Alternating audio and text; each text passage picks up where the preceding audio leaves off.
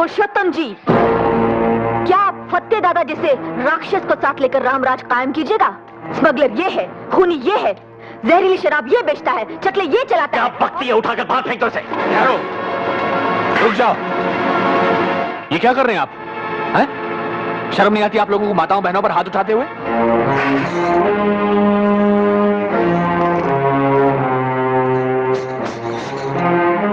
फत्ते जी, इनसे माफी मांगो। पुरुषोत्तम जी, आप समझते नहीं, ये आपके दुश्मन सत्तार की भेजी हुई है। जिसके दोस्त फत्ते दादा जैसे हों, उसके लिए दुश्मनों की क्या जरूरत है? चरणदास, अगर तुम मुख्यमंत्री पद के लिए मेरा आशीर्वाद चाहते हो तो फत्ते के खिलाफ फौरन कार्रवाई करवाओ।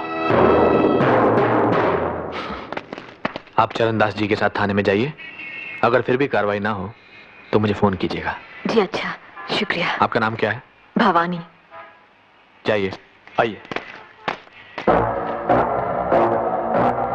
मंगल। हुजूर। इसके बारे में पता करो, कौन है ये? अभी लीजिए जनाब।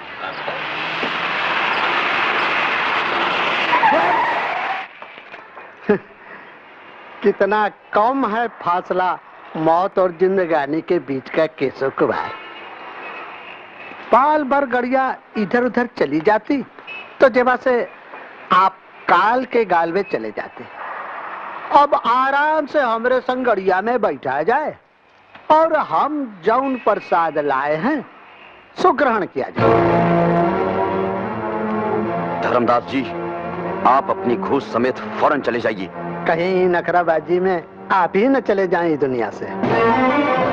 आप मुझे धमकी दे रहे हैं? धमकी नहीं, वचन दे रहे हैं। जो हमारे खिलाफ केस वापस न लिया तो आपकी पवित्र आत्मा को देह के पापी पिंजरे से मुक्त करवा दिया जाएगा। चलो।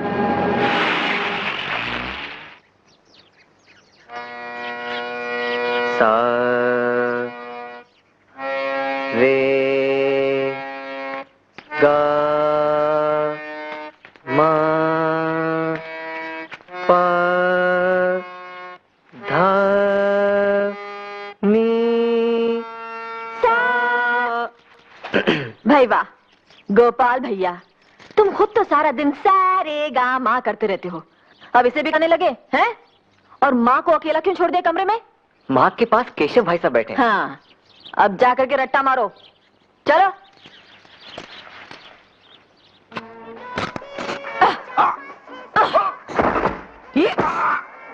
कमला जी। दीदी, अब तुम करके बताना। भवानी जी, गोया आप यहाँ औरतों को मर्दों की पिटाई करना सिखाती हैं। सिर्फ सड़क छाप मजनुओं की। महल छाप मजनुओं की नहीं। आप हमारे साथ आइए। चलिए। यहाँ हमने औरतों के लिए डॉक्टरी और कानूनी सलाह देने का इंतजाम किया है। आइए। दर्द देने वाले दवा बंटवाएं तो पुण्य होता है भिक्ट्री विनायक। और ना इंसाफी करने वाले कानूनी सलाह दिलवाएं तो और जास्त पुण्य होता है। जो औरतें पहले समाज के हाथों मजबूर थीं, हमने उनके लिए इज्जत से जीने के नए रास्ते खोले हैं। और उन्हें खोलने के वास्ते पैसे किस धर्मात्मा ने दिए हैं? जो इधर में पहले चकला खोले ले थे। इंस्पेक्टर, आपको यहाँ कोई काम है? है ना, सलाम करना है कंगला टोला के नए दादा नई दादी को। देखिए इंस्पेक्टर, हम न यहाँ की कोई दादा है ना दादी, हम तो इन औरतों की सहेली हैं। हम न सिर्फ इन्हें दादाओं से बचाएंगी, बल्कि दादाओं को सलाम करने वाले थानेदारों से भी। वाह वाह, उठ गई दुनिया से राहो रस्में यारी। हाय हाय। आपने कुछ कहा? जी हाँ, कह रहा था कि आप भी एक मोहरा बन गई हैं किसी की राजनीतिक शतरंज का।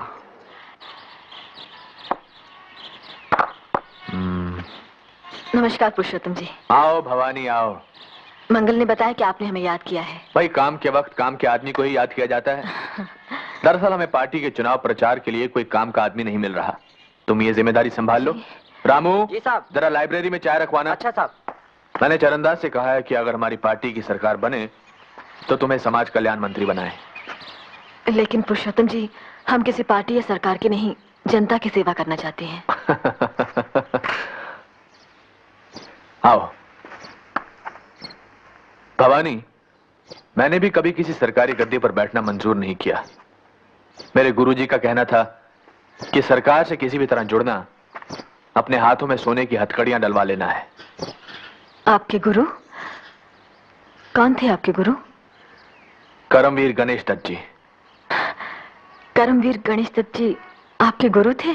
थे और आज भी हैं।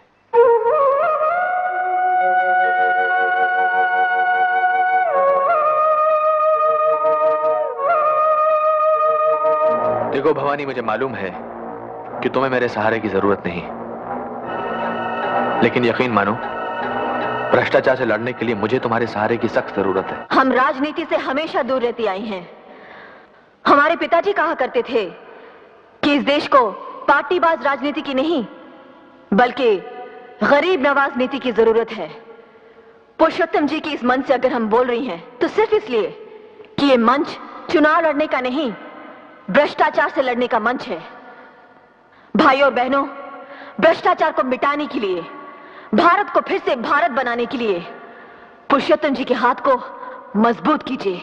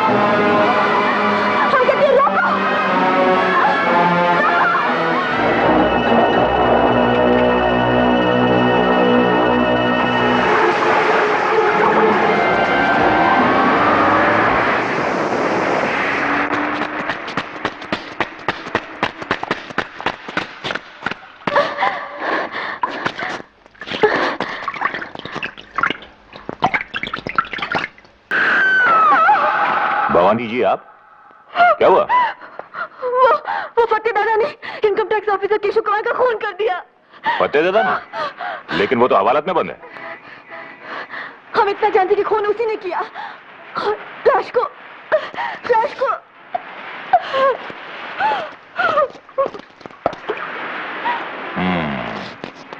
बहुत खूब। हवालात में बंद आदमी ने खून कर दिया और लाश बेपर के उड़ गई। क्या?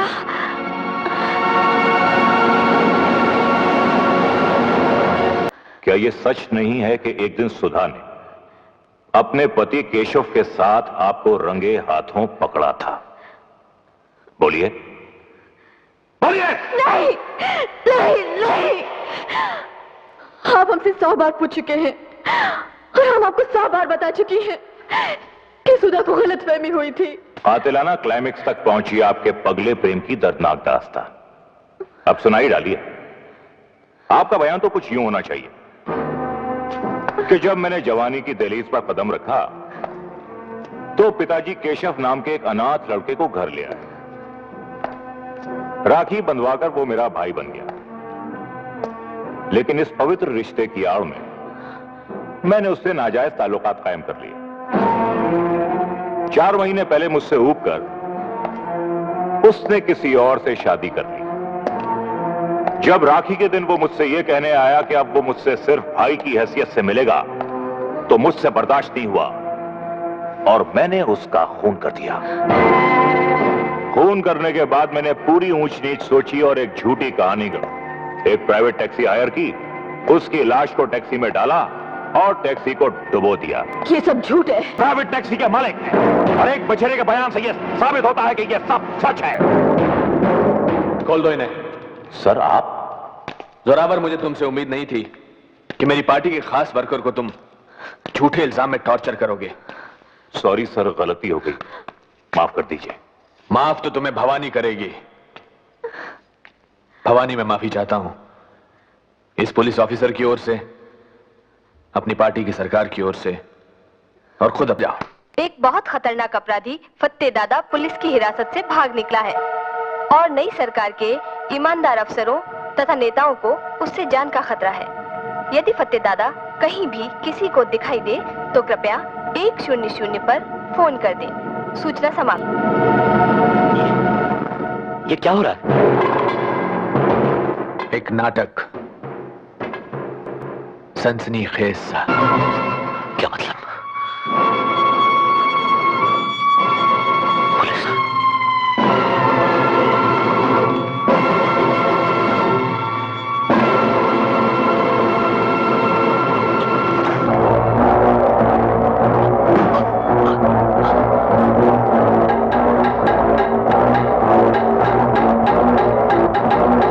सुनो फत्ते, दिलेर फत्ते मौत को पीठ दिखाए ये अच्छा नहीं लगता।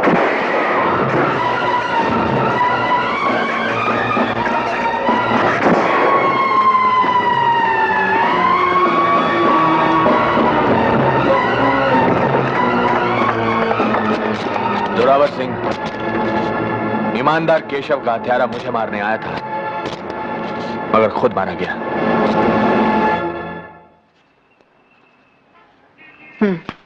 ये लो। अच्छा, तो हम चलती हैं। दीदी, एक बात और थी। बोलो।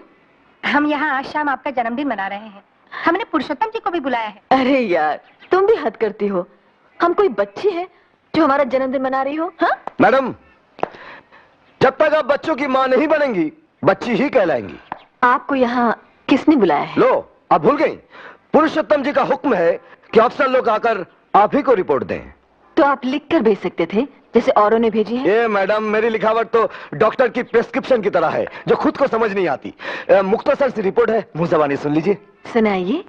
पुरुषोत्तम जी के राज में गाड़ियां टाइम से मतलब 5 मिनट पहले छूट रही हैं और बाबू लोग दफ्तर में टाइम से मतलब 10 मिनट पहले पहुंच रहे हैं। गुंडागर्दी की दुनिया में हर छोटी मछली बड़ी मछली के पेट में पहुंच चुकी है। और हाँ, घूस लेते हुए पकड़े जाने का डर दुगना हो गया है, इसीलिए घूस की रेट चौगनी हो गई है। हर निकम्मा ऑफिसर रिटायर किया जा रहा है और काम का ऑफिसर उसी को समझा जा रहा है जो पुरुषोत्तम जी के लिए पैसे जुटाए। इंस्पेक्टर आशुतोष, आप तो यही समझते हैं ना कि दुनिया का हर इंसान आपकी तरह नाकारा और बेईमान है? अरे नहीं मैडम, नहीं। मैं समझता हूं इस दुनिया में 1 लाख में से फकत 99,999 इंसान बेईमान होते हैं। एक आपके जैसा नादान भी होता है जो हर बेईमान को ईमानदार समझता है। आप अपनी अक्लमंदी समेत फौरन यहां से चले जाइए।